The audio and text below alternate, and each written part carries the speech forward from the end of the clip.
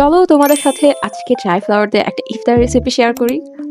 Sorry, চলো আজকে তোমাদের একটা টেস্ট করে দেখাই ড্রাই ফ্লাওয়ার।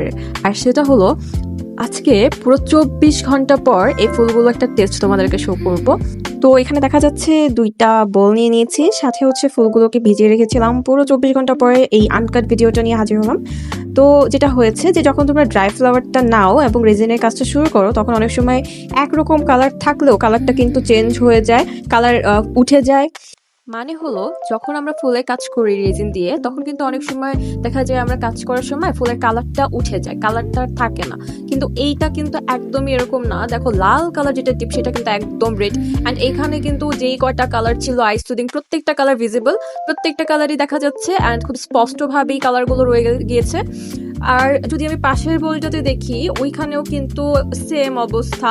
যেমন আমি যদি বলি যে এই নীল যে কালারটা, এটা কিন্তু আমরা সবাই জানি রং ওঠার একমতোই একটা কালার। তো এই কালারটা থেকেই কিন্তু কোনো প্রকার রং উঠেনি।